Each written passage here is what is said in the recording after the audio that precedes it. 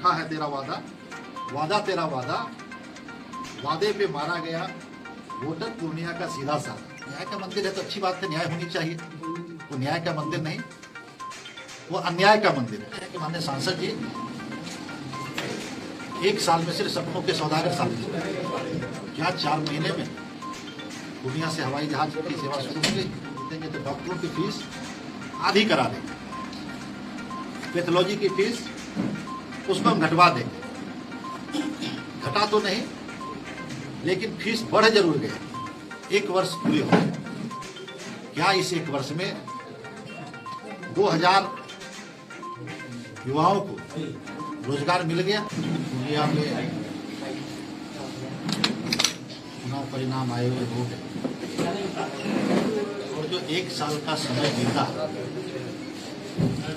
जो हमारे वर्तमान सांसद 1 साल का कार्यकाल रहा, हवाबाजी और अनर्गल बयानबाजी में पूरा साल बीता। मुझे लग रहा था कि जनता की उम्मीदों पे सांसद जी खरा उतरेंगे, जनता के जो काम है उसको पूरा करेंगे, लेकिन पूरी तरह से जनता के उम्मीदों पे फिसड्डी साबित हो। ऐसे भी कह सकते हैं कि माननीय सांसद जी 1 साल में सिर्फ सपनों के सौदागर साबित हुए। अभी 1 साल पूरा होने पे माननीय सांसद जी प्रेस कॉन्फ्रेंस रखे, जिसमें भोजपुरी गानों का विश्लेषण कर रहे थे,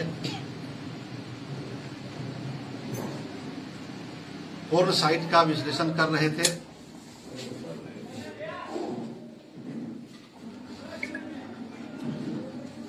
क्या पूर्णिया के लोगों ने सांसद जी को इसलिए चुना था?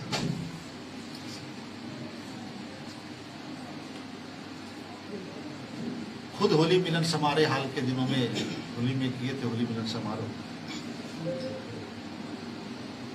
और उसमें भोजपुरी सिंगर को बुला के अश्लील गानों को परोसने का काम किया। सभी पूर्णियावासी ने देखा और प्रत्येक वर्ष अपने गांव पे, खुर्दा में एक बड़े मेले का आयोजन करते हैं। उसमें कई तरह के,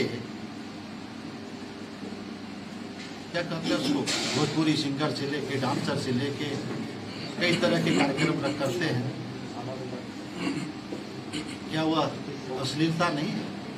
वो क्या भागवत कथा होता है? वो पे जो करते हैं तो सांसद जी को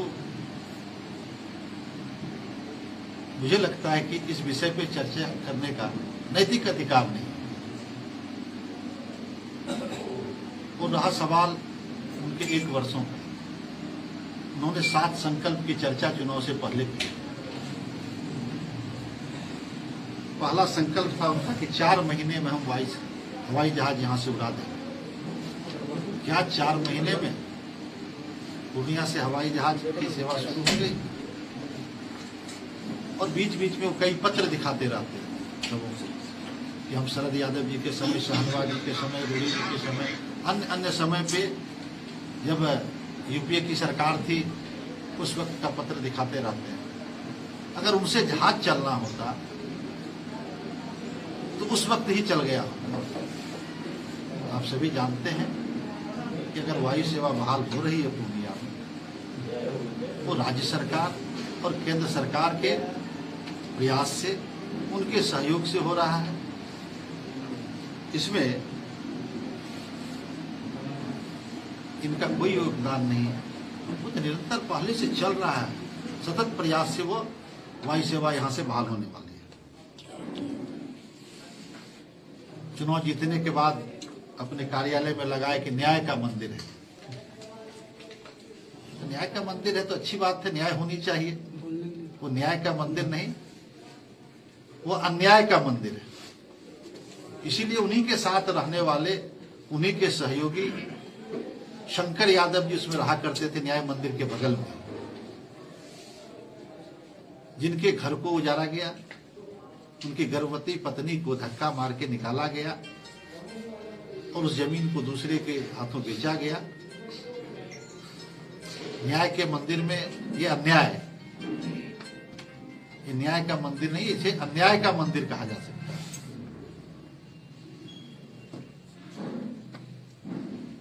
सांसद जी बोले थे कि 5 वर्षों में 10,000 युवाओं को हम रोजगार देंगे,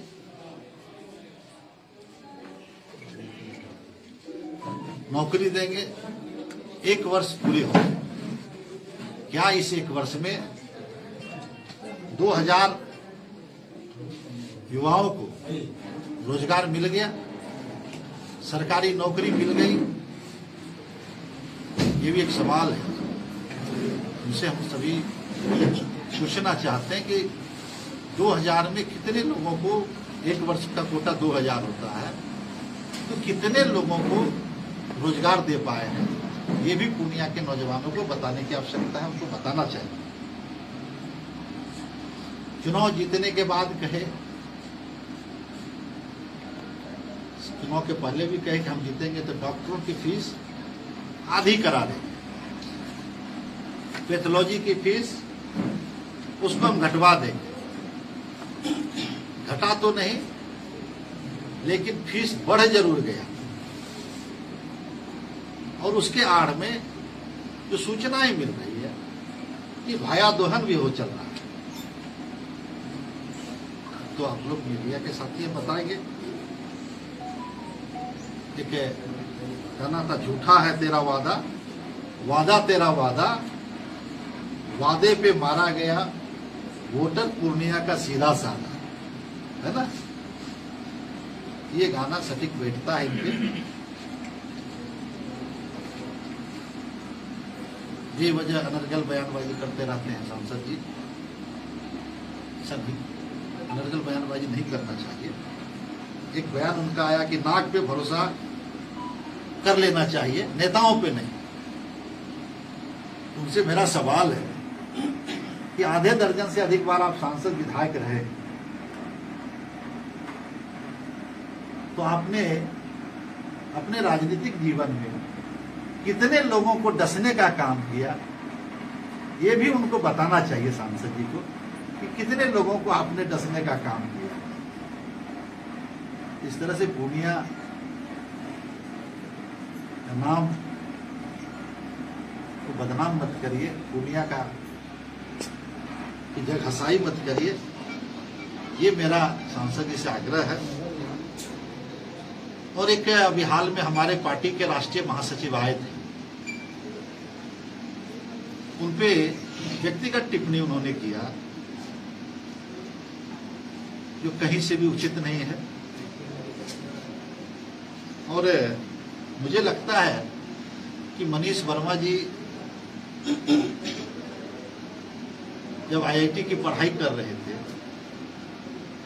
और यूपीएससी की तैयारी कर रहे थे, करके वो जिलाधिकारी बने ना, तो हमारे भाई साहब पूर्णिया के सांसद जी उस वक्त में बेऊर में डिग्री ले रहे थे और तिहाड़ से जाके पीएचडी कर रहे थे, ठीक है ना? तो मनीष वर्मा जी जिलाधिकारी रहे। तो इस तरह का बयान नहीं देना चाहिए, व्यक्तिगत टिप्पणी नहीं करनी चाहिए। और जिनके घर खुद शीशे के हों, वो दूसरों के घरों पे पत्थर नहीं फेंका करते। तो ये सांसद जी से मेरा आग्रह है कि ऐसे बयानों से बचना चाहिए। 1 साल में सर पूर्णिया को कहाँ देखते हैं आप अपने नजर से? देखिए, मुझे तो लगता है कि पूर्णिया इस गति से बढ़ रहा है सामने और उतनी ही गति से पीछे की ओर जा रहा है। विकास के काम जो हम लोगों ने स्वीकृत कराया, जो योजनाओं को लाया, बस वही चल रहा है। कोई नई योजना या कोई एक योजना स्वीकृत नहीं करा पाया। एक होता है ना, कहते हैं ना कि विद्यार्थी बहुत इंटेलिजेंट है, बहुत एग्जाम में बैठते हैं, सांसद जी कहते रहते हैं हमसे ज्यादा कोई क्वेश्चन सांसद पे कोई सदस्य नहीं करता। ठीक है, हो सकता है, उससे हम सहमत हैं, लेकिन सांसद जी इम्तिहान देते हैं, लेकिन रिजल्ट अगर जीरो हो, उस इम्तिहान का क्या मतलब?